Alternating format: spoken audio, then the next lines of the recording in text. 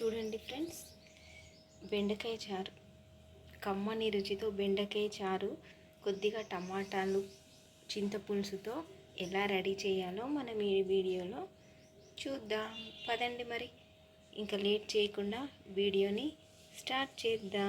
బెండకాయ చారు కోసం మనం ముందుగా కొన్ని వెల్లుల్లిపాయలు, కొంచెం జీలకర్ర, అలానే 4-5 కొన్ని మీ టేస్ట్కి తగ్గట్టు మిరియాలు వేసుకొని దంచుకోవాలి. చూడండి, మిరియాలు ఇది పూర్తిగా ఆప్షనల్, మీకు నచ్చితే వేసుకోవచ్చు, లేదంటే లేదు. అలానే 1 స్పూన్ జీలకర్ర, కొన్ని వెల్లుల్లిపాయలు వేసి మనం కచ్చా పచ్చిగా దంచుకోవాలి.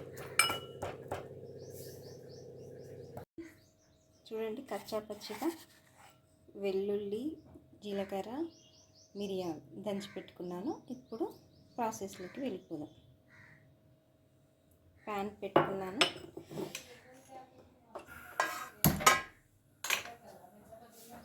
ఆయిల్ వేసుకుంటున్నాను.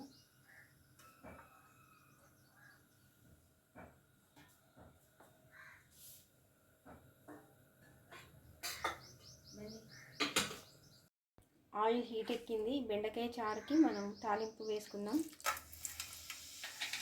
ఎండుమిర్చి, కొద్దిగా జీలకర్ర, ఆవాలు, మనం దంచి పెట్టుకున్న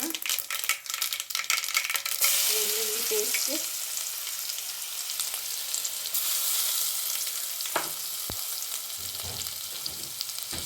కొద్దిగా ఇంగువ,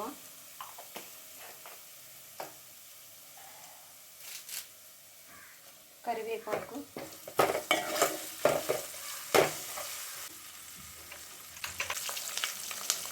తర్వాత ఉల్లిపాయలు, పచ్చిమిర్చి వేసుకొని వీటిని మరీ ఎక్కువ ఫ్రై అవ్వాల్సిన అవసరం లేదు. చారులోకి లైట్గా ఫ్రై అయితే చాలు. ఒక 1 మినిట్ ఫ్రై అయితే చాలు.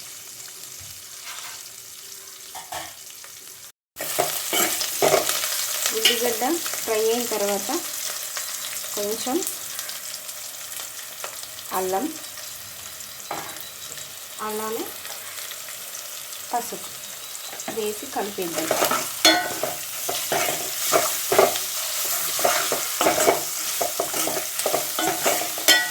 ఇప్పుడు దీంట్లోకి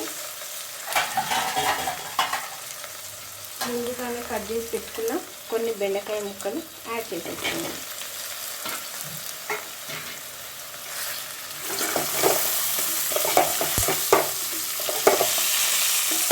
వీటిని ఒక 1 మినిట్ ఆయిల్లో ఉడకనిద్దాం. ఎక్కువ సేపు కాదు, ఒక 1 మినిట్ ఆయిల్లో ఉడకనిద్దాం. బెండకాయ ముక్కలు ఫ్రై అయినాయా లేదా చూద్దాం. చూడండి, ఇది మాత్రం జస్ట్ ఆయిల్లో ఒక 2 మినిట్స్ ఉంటే చాలు. ఎందుకంటే ఇది మన చింతపులుసులో ఉడికితేనే టేస్ట్ బాగుంటుంది. ఇప్పుడు మన రుచికి సరిపడా కారం, అలానే ఉప్పు వేసేసి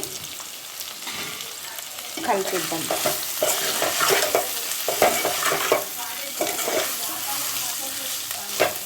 ఈ స్టేజ్లోనే మనం చింతపండు రసం వేసేసుకుందాం.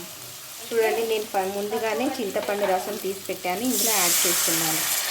మన పులుపుకి తగ్గట్టుగా మనం యాడ్ చేసుకోవాలి. అలానే చిక్కగా కావాలనుకుంటే చిక్కగా, పల్చగా కావాలనుకుంటే పల్చగా. నేను ఇంకొన్ని వాటర్ యాడ్ చేస్తాను.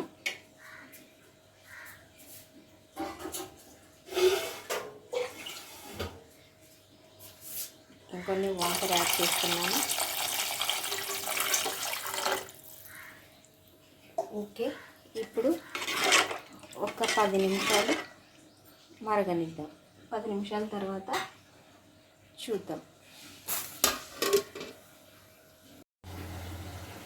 చారు మరుగుతుంది, చూద్దాం. చూడండి, చారు మరుగుతుంది. ఈ స్టేజ్లోనే నేను ఒక టమాటా కట్ చేసి వేస్తున్నాను. ఇవి బెండకాయతో పాటు కూడా వేయచ్చు, కానీ ఈరోజు నేను ఫైనల్ అంటే మరిగేటప్పుడు వేస్తున్నాను. ఇలా కూడా రుచి బాగుంటుంది.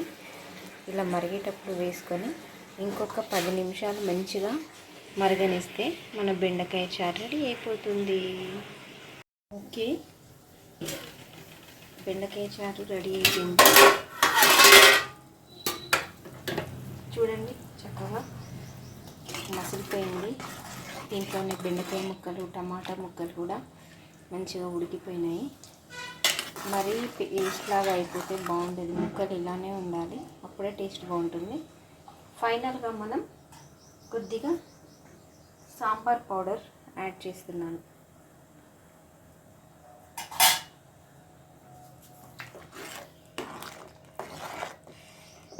ఇంతే ఫ్రెండ్స్, మన బెండకాయ చారు రెడీ అయిపోయింది. మీరు కూడా ఈ బెండకాయ చారు ట్రై చేయండి. ఎలా వచ్చిందో కామెంట్ చేయండి, లైక్ చేయండి, షేర్ చేయండి, సబ్స్క్రైబ్ చేయండి. బాయ్.